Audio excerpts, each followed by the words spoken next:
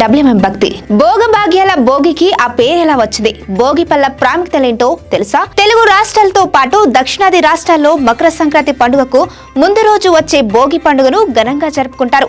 ఈ పండుగ సందర్భంగా పిడకలను, కట్టెలను, పాత వస్తువులను భోగి మంటల్లో వేసి వేడుకలను ప్రారంభిస్తారు. ఈ సందర్భంగా భోగి పండుగ ఎలా వచ్చింది, ఎందుకని భోగి మంటలు వేస్తారు, దీనివల్ల కలిగే ప్రయోజనాలు ఏంటి అనే ఆసక్తికరమైన విషయాలను తెలుసుకుందాం.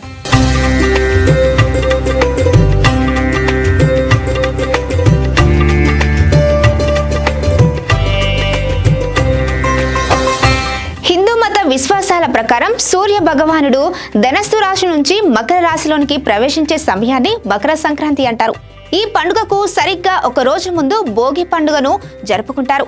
ఈ పవిత్రమైన రోజున తెల్లవారుజామునే నిద్రలేచి భోగి మంటలు వేస్తారన్న విషయం మనందరికీ తెలిసిందే. అదేవిధంగా చిన్నారులపై భోగి పళ్ళను వేస్తారు.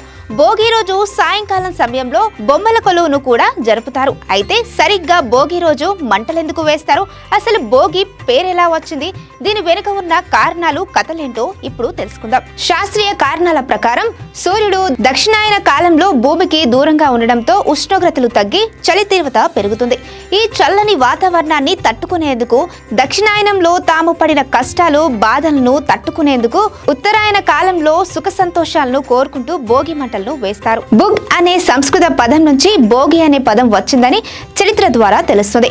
భోగం అంటే సుఖం. పురాణాల ప్రకారం శ్రీ రంగనాథ స్వామిలో గోదాదేవి లీనమై భోగాన్ని పొందిందని, దానికి సంకేతంగానే భోగి పండుగ ఆచరణలోనికి వచ్చినట్లు పెద్దలు చెప్తారు. మరో కథనం మేరకు శ్రీ మహావిష్ణువు వామనుడి అవతారంలోని వచ్చి బలి చక్రవర్తిని పాతాళంలోనికి తొక్కింది కూడా భోగి రోజునే. ఇంకోవైపు ఇంద్రుడి పొగరును అణిచివేస్తూ గోవర్ధన పర్వతం ఎత్తిన పవిత్రమైన రోజు కూడా భోగి రోజే అని పెద్దలు చెప్తారు. అంతేకాదు రైతుల కోసం ఈశ్వరుడు నందిని భూమికి పంపిన పవిత్రమైన రోజు ఈ రోజు భోగి పండుగను జరుపుకుంటారు. జనవరి నెలలో చలి తీవ్రత ఎక్కువగా ఉంటుంది కాబట్టి సాధారణంగా చలి మంటలను వేసుకుంటారు.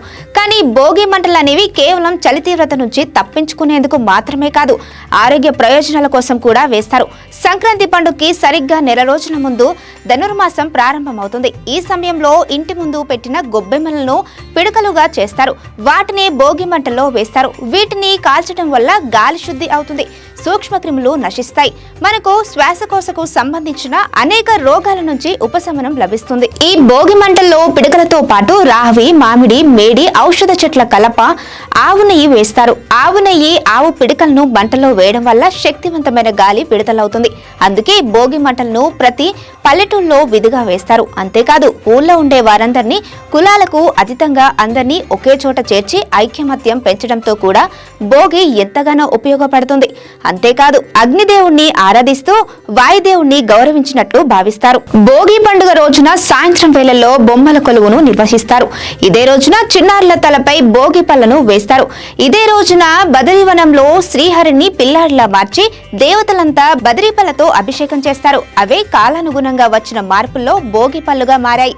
వీటితో పాటు పూలు, శనగలు కూడా కలిపి చిన్నారులపై వేయడం వల్ల వారు ఆయురారోగ్యాలతో వర్ధిల్లుతారని చాలా మంది నమ్ముతారు. ఇదండి భోగి పండుగ యొక్క విశిష్టత, దాని వెనుకున్న పురాణ కథనం. మన ప్రేక్షకులందరికీ భోగి పండుగ శుభాకాంక్షలు.